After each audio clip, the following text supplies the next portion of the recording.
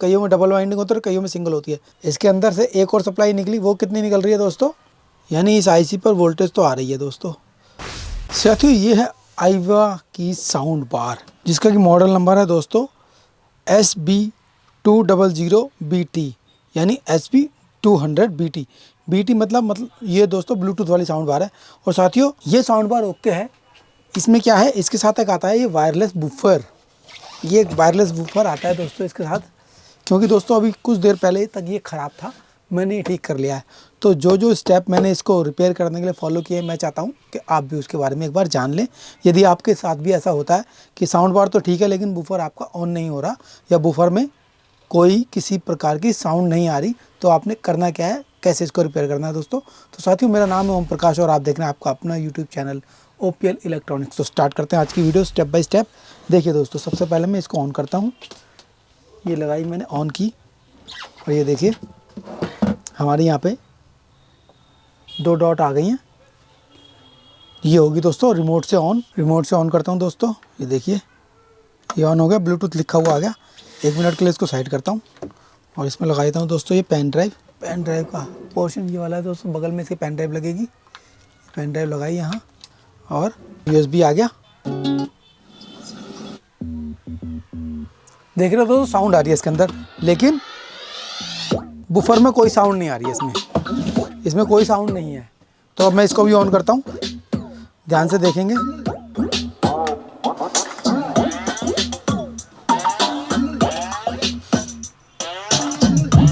देख रहे हैं, अब साउंड आ गई, जैसे ही पेयर हुआ साउंड आ गई। अब एक बार बंद करता हूँ इसको मैं।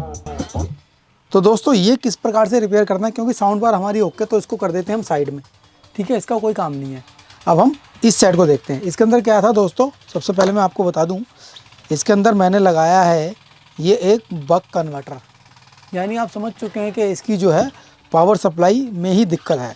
तो सबसे पहले मैं बताता हूँ इसको मैंने कैसे ढूंढा फॉल्ट को और कैसे इसको रिपेयर किया। तो सबसे पहले इसको हटाता हूँ और नॉर्मलाइज इसको कर देता हूँ। अब साथियों जिस कंडीशन में सेट आया था उसी कंडीशन में मैंने इसको कर दिया है। कस्टमर मेरे पास इसी पोजीशन में ऐसे खुला हुआ सेट लेके आया। कस्टमर कहने लगा सर इसका ना ये बोर्ड ख़राब है, कंपनी वाले कह रहे हैं बोर्ड मिल नहीं रहा है, तो आप जो है ना वेट कीजिए थोड़ा, तब जब आएगा हम आपको बता देंगे। तो दोस्तों मैं आपको पहली बात बता दूँ, आजकल मुझे जो ऐसा लगता है कि कंपनियों में अनट्रेंड लड़कों को भर्ती कर लिया जाता है, जिनको नॉलेज है नहीं है पता नहीं मुझे, कुछ भी वो चेक नहीं करते, बस बोर्ड बदलना होता है उन्होंने और कुछ नहीं करना होता। लेकिन इसके अंदर जब तक आप चिप लेवल पे काम नहीं करेंगे, आप आगे इस लाइन में ज़्यादा दिन टिक नहीं पाएंगे। तो साथियों सबसे पहले मैंने इसको चेक किया कि हमारा ये सेट जो है, यहाँ पे देखिए वाईफाई और इसका इंडिकेटर बना हुआ है ब्लू कलर का। तो मैंने चेक किया, इसके अंदर ऑन किया तो इसमें कोई किसी प्रकार की लाइट आई नहीं, यहाँ पर देख रहे हैं। और सबसे पहले मैं देख लेता हूँ कि हमारा बूफर ठीक है या नहीं है। आपने भी इस प्रकार से चेक कर लेना है। सबसे पहले इसको निकाला मैंने और मल्टीमीटर लेता हूँ। मल्टीमीटर दोस्तों बीप मोड में सबसे पहले देखेंगे हमारा बूफर ठीक है या नहीं। यहाँ पे रेजिस्टेंस बताएगा दोस्तों, बीप आएगी। तो देखिए हमारा बूफर बीप दे रहा है और 2 ओम की रेजिस्टेंस दे रहा है, और 200 ओम की रेजिस्टेंस में नापते हैं तो 3.9 ओम यानी 4 ओम की रेजिस्टेंस ये हमें दे रहा है। तो इसका मतलब बूफर हमारा ठीक है, और वैसे भी हम चला के देख चुके हैं, बूफर वाकई में ही ठीक है हमारा। ठीक है दोस्तों, अब आ जाते हैं इस बोर्ड की तरफ। देखिए थोड़ा जूम करता हूँ मैं। सबसे पहले इस बोर्ड को खोलेंगे दोस्तों, पेचों को संभाल के रखेंगे। अब देखिए दोस्तों, अब देखेंगे सबसे पहले आपने देखना है कि आपकी सप्लाई से वोल्टेज बन रही है या नहीं बन रही है। जैसा कि मैं देख पा रहा हूँ AC वाला पॉइंट ये है और DC आउटपुट के कैपेसिटर लगे हैं यहाँ। तो दोस्तों सबसे पहले आपने आउटपुट DC चेक करनी है कि DC आउटपुट आ रही है या नहीं आ रही है। ये मेन पावर में इसको लगाया, ये ऑन कर दिया, और मल्टीमीटर को रखेंगे दोस्तों हम 200 वोल्ट DC की रेंज में, क्योंकि हमें पता नहीं कि हमारा सेट कितने वोल्ट से ऑपरेट हो रहा है, दोनों प्रोबली। और ये जो कैपेसिटर है ना अपना, ये जो कैपेसिटर लगे हुए हैं, इन कैपेसिटर्स पे किसी एक कैपेसिटर पे हमें वोल्टेज नापनी है। ये दोनों देखिए दोस्तों, यहाँ बन रही है 24.65 यानी 24.5 वोल्ट यहाँ बन रही है, यानी हमारी मेन सेकेंडरी से वोल्टेज तो बन रही है। अब जब वोल्टेज बन रही है तो इसका मतलब हमारी सप्लाई तो ठीक है। फिर ऑन क्यों नहीं हुआ?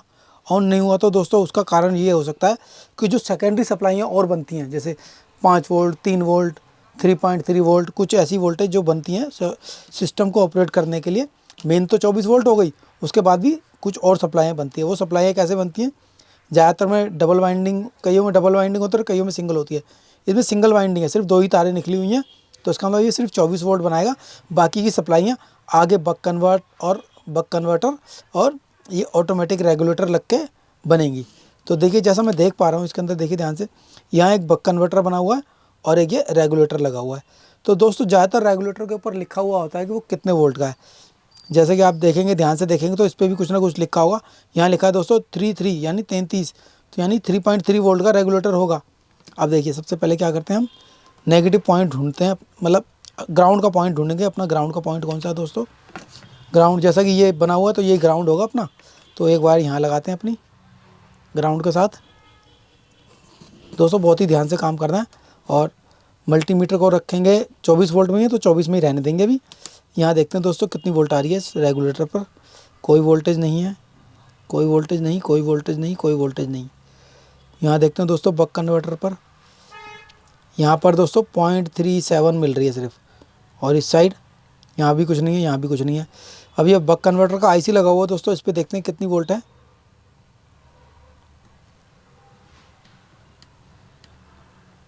1.5, 3.3,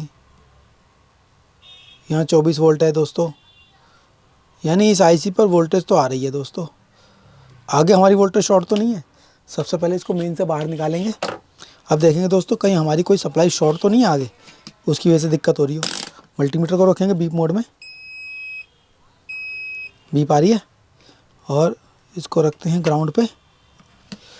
ये रेगुलेटर और बक कन्वर्टर पे देखते हैं कोई शॉर्टिंग तो नहीं है किसी प्रकार की। कोई शॉर्टिंग नहीं है दोस्तों, कोई शॉर्टिंग नहीं, कोई शॉर्टिंग नहीं। तो इसका मतलब दोस्तों यहाँ कोई शॉर्टिंग तो है नहीं।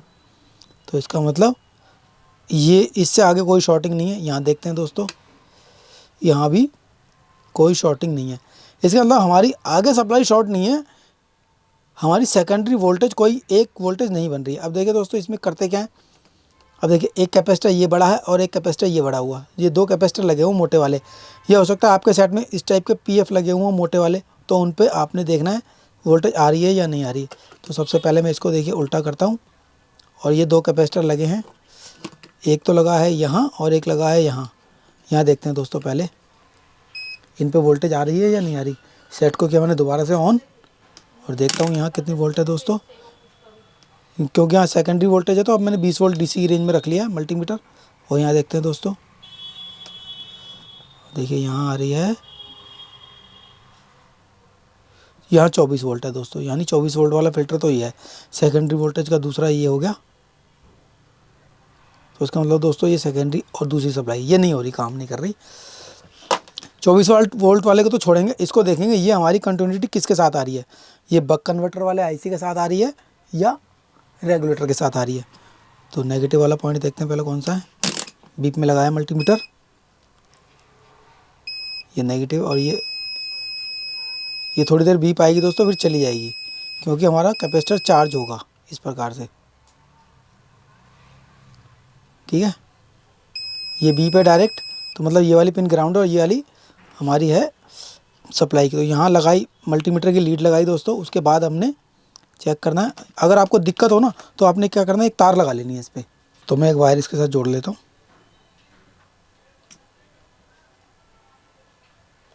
और तार जोड़ के चेक कर लेंगे दोस्तों कहीं हमारी कोई सोल्डरिंग करते टाइम ग्राउंड तो नहीं होगी। देखिए ये तो अभी कैपेसिटर जब चार्ज होगा तभी, जब तक चार्ज होता रहेगा ऐसे ही आएगी दोस्तों।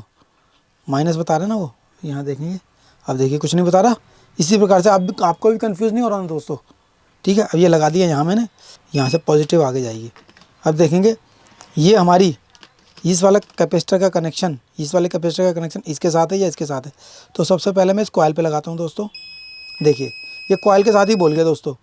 यानी हमारी मेन जो सेकेंडरी की मेन 24 वोल्ट के बाद जो मेन वोल्टेज बनेगी, यानी 5 वोल्ट बनेगी, 3 वोल्ट बनेगी, जितनी बनेगी यहाँ बनेगी।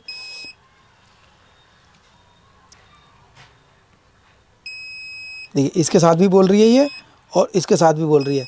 इसका मतलब मेन हमारी सप्लाई, दूसरी जो सप्लाई होगी, दूसरी सप्लाई यहाँ बन रही है, वही सप्लाई इसमें आगे जा रही है, और आगे इस और आईसीयू में भी जा रही होगी ये सप्लाई। तो इसका मतलब हमें यहाँ की सप्लाई ऑन करनी है, यानी इस वाले कैपेसिटर पर सप्लाई देनी है। पर कितनी सप्लाई देनी है ये हमें देखना है दोस्तों। तो साथियों सबसे पहले हम इस सप्लाई के बारे में कुछ जानकारी ले लेते हैं। इसमें क्या है दोस्तों, बन रही है हमारी कितनी, ये मेन सप्लाई बन रही है 220 वोल्ट आई, AC इसके अंदर आई, ठीक है, ये इसके अंदर गई, बोर्ड के अंदर गई। तो यहाँ से कितनी निकली हमारी, इसमें दोस्तों एक तरह से 3 सप्लाई हैं इस बोर्ड के अंदर। यहाँ से कितनी निकली दोस्तों, माइनस प्लस 24 वोल्ट DC, ये आगे गई, ये हमारे बक कन्वर्टर में गई, इसमें ये सेकेंडरी सप्लाई जो बनी हुई है इसके अंदर। यहाँ से कितनी निकल रही होगी दोस्तों, पता नहीं हमें कितनी निकल रही है अभी अंदाज़ा, ठीक है। इसके अंदर से एक और सप्लाई निकली, वो कितनी निकल रही है दोस्तों, और ये एक और सप्लाई, 3 सप्लाइयाँ हो गई ना, 1 सप्लाई, 2 सप्लाई और ये 3 सप्लाई। ये तो मुझे पता है दोस्तों 3.3 वोल्ट की है आउट, यहाँ पे आ रही है 3.3 वोल्ट, 3.3 वोल्ट। ये होगी दोस्तों माइनस और ये हो गई दोस्तों प्लस, अलग अलग सेक्शन में जाएगी। और यहाँ दोस्तों कितनी होनी चाहिए, यहाँ तो निकल रही है 24, यहाँ से 220 गई, यहाँ से 24 निकली, इसके अंदर 24 वोल्ट अंदर गई, और यहाँ से कितनी निकलेगी 3.3 वोल्ट बनाने के लिए हमें यहाँ पे कम से कम दोस्तों, कम से कम 5 वोल्ट चाहिए DC, यहाँ प्लस यहाँ माइनस, कितनी 5 वोल्ट। यहाँ पे 24 गई, ये 5 वोल्ट का सिस्टम बना हुआ है बक कन्वर्टर वाला, तो यहाँ से 5 वोल्ट DC हमारी बनी और आगे गई तो 3.3 वोल्ट। 220 गई, इसको 24 में कन्वर्ट किया इसने, ये 24 इसके अंदर गई, इसने 5 वोल्ट का रेगुलेटर लग के, बक कन्वर्टर लग के 5 वोल्ट में कन्वर्ट किया, और 5 वोल्ट को इसने कन्वर्ट किया 3.3 वोल्ट में। तो जैसा कि आप देख रहे हैं, बड़े ध्यान से देखिए दोस्तों, ये देखिए इसका नंबर देख लीजिए ज़रा, अगर आप ध्यान से देखेंगे ना तो ये तो है दोस्तों 3.3 वोल्ट का, और ये नॉर्मली 5 वोल्ट की सप्लाई इसके अंदर होती है, तो मैं इसको 5 वोल्ट की सप्लाई मान कर ही चल रहा हूँ। तो अब दोस्तों इसको 5 वोल्ट की सप्लाई कैसे बनानी है, अब हमें 24 तो हमें मिल रही है, 24 कहाँ मिल रही है दोस्तों, हमें 24 वोल्ट मिल रही है हमारे इस कैपेसिटर पर, 24 वोल्ट मिल रही है। और यहाँ पे कितनी बनानी है हमें, यहाँ देनी है हमें 5 वोल्ट, यानी इसके और इसके बीच में हमें एक लगाना पड़ेगा रेगुलेटर, जिससे हमें 24 वोल्ट की जगह हमें आगे आउटपुट 5 वोल्ट मिल जाए। तो उसके लिए क्या करेंगे दोस्तों, उसके लिए क्या कर रहा हूँ दोस्तों, मैं ऐसा ये बक कन्वर्टर ले रहा हूँ जिसका कि मॉडल नंबर, जिसका बोर्ड का नंबर है दोस्तों CA1235। यहाँ क्या लगाएंगे हम, CA1235 4-5 वोल्ट। इसके अंदर दोस्तों इस बक कन्वर्टर से हम ना काफ़ी सारी सप्लाइयाँ बना सकते हैं, जैसे 1.5, 1.8, 2.5, 3.3, 5 वोल्ट। तो हमें दोस्तों कितनी चाहिए, 5 वोल्ट चाहिए। तो हम क्या करेंगे, अब इसका कनेक्शन करेंगे, बड़े ध्यान से देखेंगे ज़रा। आपने 4 तारें ले लेनी है, 2 इनपुट के लिए और 2 आउटपुट के लिए। आपने 4 तारें ही लेनी है दोस्तों, उससे कम तारें नहीं लेनी। अब देखिए बड़े ध्यान से देखिए, 2 तारें आउटपुट की बनाता हूँ पहले मैं, ये 2 तारें ले ली, एक ब्लैक और एक ग्रीन। ग्रीन हमारी 5 वोल्ट की रहेगी और ब्लैक रहेगी दोस्तों ग्राउंड।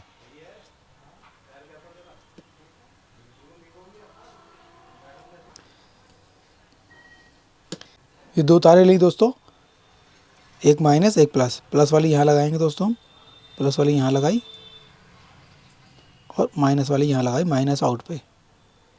ये दोस्तों हमारी 5 वोल्ट वाली सप्लाई बनेगी, जिसे हम 5 वोल्ट बनाएंगे बाद में इसके माध्यम से। अब देखिए दोस्तों, ये नेगेटिव ली एक और, पहले यहाँ सोल्डरिंग करता हूँ, और अब दोस्तों ये लगाएंगे। लेकिन दोस्तों इसको हम डायरेक्ट नहीं लगाने वाले, हमें क्या करना है, इसमें यूज़ करूँगा मैं एक डायोड का फॉर सेफ्टी पर्पस। इसके अंदर दोस्तों 15 से लेके 5 वोल्ट आप दे सकते हो, लेकिन मैंने प्रैक्टिकली यूज़ किया है, इसमें 25-26 वोल्ट देने के बाद भी ये सही काम करता है। तो हमारी सप्लाई है 24 वोल्ट की, तो हम इसके अंदर 24 वोल्ट दे देंगे, लेकिन बाया एक डायोड लगा के देंगे, ताकि कोई शॉर्टिंग वगैरह हो, हमारा जो डायोड हो वो ख़राब हो जाए, हमारे बोर्ड को या सिस्टम को कोई नुकसान ना हो। ये ले लिया दोस्तों मैंने एक डायोड की पिनों को छोटा करूँगा, कैथोड लगाऊंगा दोस्तों यहाँ, और एनोड पे दूंगा इनपुट, इस तरह ये छोटी की पिन, और यहाँ ये लेकर और इसके अंदर करेंगे सोल्डरिंग। पहले डायोड पर भी थोड़ी सोल्डरिंग कर लेता हूँ दोस्तों मैं।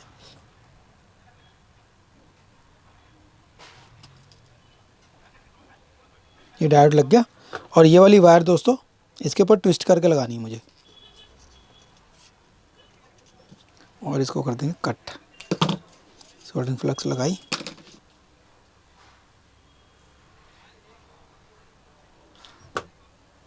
इस प्रकार दोस्तों ये हमारे हो गए कनेक्शन। अब बनाएंगे हम इसके अंदर 5 वोल्ट। कैसे बनाएंगे वो बताता हूँ मैं आपको। सबसे पहले क्या करेंगे दोस्तों, इस दोनों पॉइंट को शॉर्ट करेंगे, यानी इन दोनों पॉइंटों के ऊपर कर देंगे सोल्डरिंग, क्योंकि यहाँ लिखा है हमारे 5 वोल्ट, यानी ये पॉइंट हमारा 5 वोल्ट वाला है, तो इसको हम बना देंगे 5 वोल्ट की सप्लाई। और उसके बाद हम अपने सेट में लगा के देखते हैं इसको।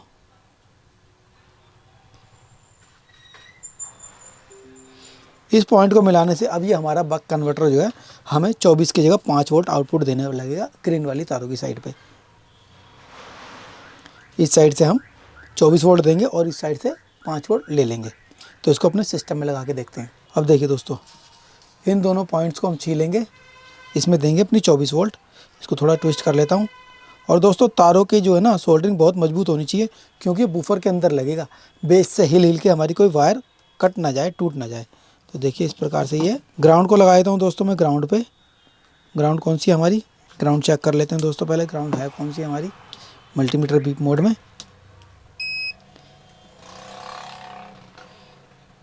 ये वाली ग्राउंड है, तो यहाँ लगाएंगे ग्राउंड। ये ग्राउंड लगाई। ये है दोस्तों हमारी 24 वोल्ट, तो यहाँ 24 वोल्ट दे देंगे इसके अंदर।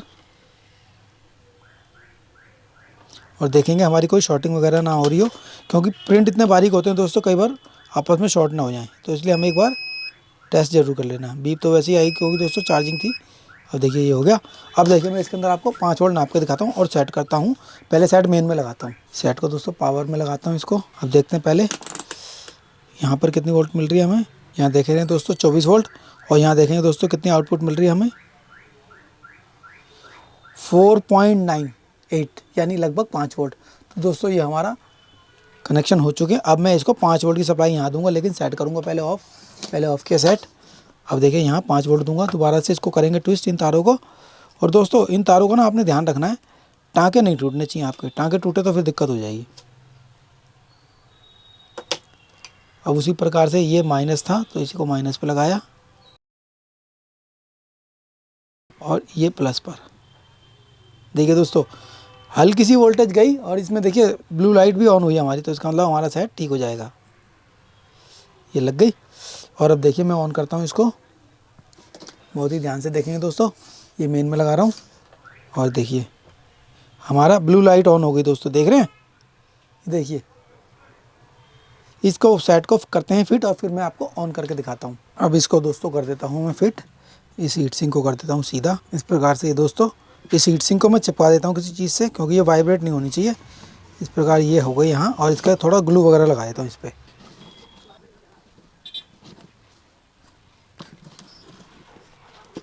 इस बोर्ड को लगाएंगे दोस्तों इसके अंदर।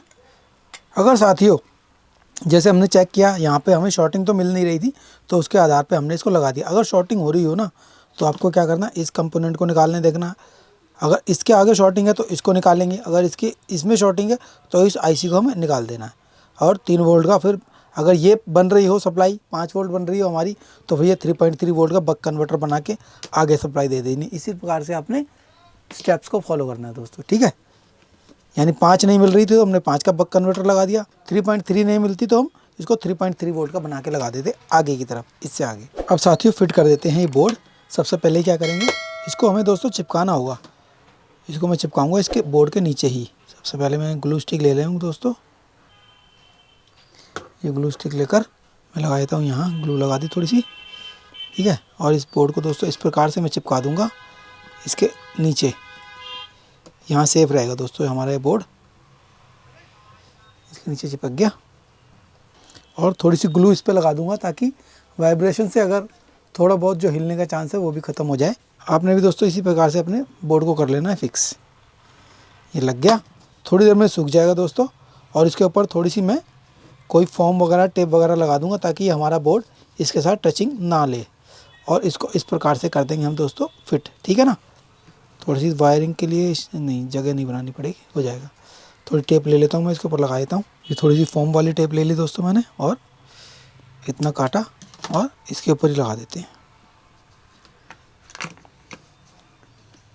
क्योंकि बोर्ड हमें यहाँ फिट करना है, तो ऐसे हम लगाएंगे इसके ऊपर, ठीक है। और इसको लगाने के बाद कर देते हैं चारों स्क्रू टाइट। ये सारे पेच लग गए दोस्तों। अब करते हैं अपने सिस्टम के अंदर इसको फिट। फिट करने के लिए क्या है, इस वाला हिस्सा ऊपर रहेगा और ये नीचे देखिए दोस्तों, इसका मॉडल नंबर वगैरह इसमें लिखा हुआ सब देख लेंगे आप ध्यान से। अब लगा देता हूँ दोस्तों इसके पेच, 6 के 6 पेच हैं, इन 6 के 6 पेचों को लगा देता हूँ।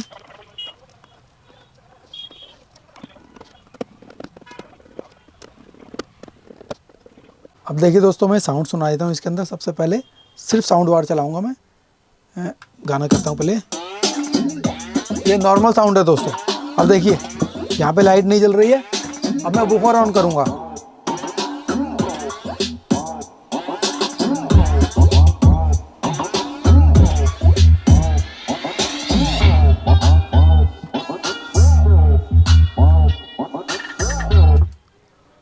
तो साथियों, ये थी मेरी आज की छोटी सी वीडियो जिसमें कि मैंने आईवा का जो साउंड बार है ये तो ओके था, लेकिन इसका बूफर काम नहीं कर रहा था। इसके अंदर था सप्लाई की प्रॉब्लम, जो मैंने कैसे रिपेयर किया मैंने आपको दोबारा से रिक्रिएट करके आपको बता दिया।